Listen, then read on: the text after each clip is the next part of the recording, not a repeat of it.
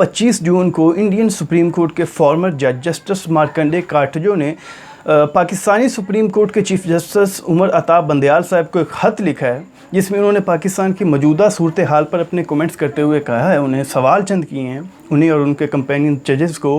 कि जब वज़ीर दाखिला राना सनाउल्लाह साहब ने अपना फ़ैसला दे दिया है कि सिविलियंस के मिलिट्री कोर्ट में ट्रायल पर अदालत के किसी किस्म के फ़ैसले को नहीं माना जाएगा, तो आप क्यों अदालतें चला रहे हैं, आप अदालत लगा के क्यों बैठे हैं।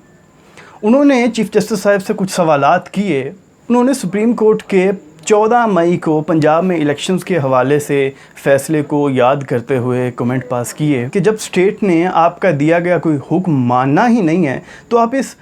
तौहीन-आमेज़ ड्रामे का हिस्सा क्यों बने हुए हैं, इसे क्यों तूल दे रहे हैं, आप अपना और अब कौम का वक्त क्यों ज़ाय कर रहे हैं इसके पीछे। उन्होंने चीफ जस्टिस साहब से और उनके फ़ेलो जजेस से सवाल किया कि क्या आपके अंदर ज़रा भी इज़्ज़त नफ्स बाकी है, या आपको फ़कत अपनी तनख्वाहों की, मराआत की और पेंशन की फ़िक्र है, कौम की कोई फ़िक्र नहीं है आपको। ये 2-3 सवाल उन्होंने सामने रख के चीफ जस्टिस साहब को कहा कि अगर आपकी जगह मैं होता तो अब तक ये फ़ैसला कर चुका होता कि जब तक रियासत हमारा हुक्म नहीं मानेगी, हमारे दिए गए फ़ैसले को तस्लीम नहीं करेगी, मुल्क का कोई कोर्ट नहीं खुलेगा और मैं अदालतें बंद कर देता। जस्टिस मार्कंडे साहब ने पाकिस्तानी चीफ जस्टिस को कहा कि थोड़ी जुर्रत का मुज़ाहरा करें और हुकूमत के ख़िलाफ़ आएँ, अदालतें बंद करें और ये फ़ैसला कर दें कि जब तक हुकूमत हमारी नहीं मानेगी, एक सोशल कंट्रैक्ट को, एक लीगल वर्डिक्ट को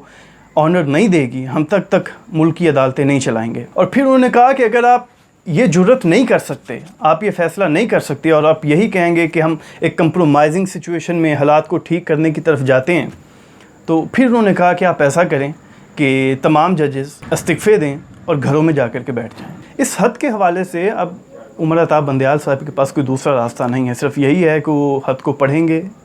मुमकिन है इस पर कुछ सोचें भी और फिर इसे रद्दी की टोकरी में फेंक दें। ये तो हो नहीं सकता कि वो इस हद की रोशनी में या अपने फ़ैसले की बुनियाद पर कोई ऐसा स्टांस लें जहाँ पर सिर्फ ज़ाती अना की बुनियाद पर और ताकत की खेल के लिए चंद इदारों को और चंद लोगों को पूरे मुल्क के साथ,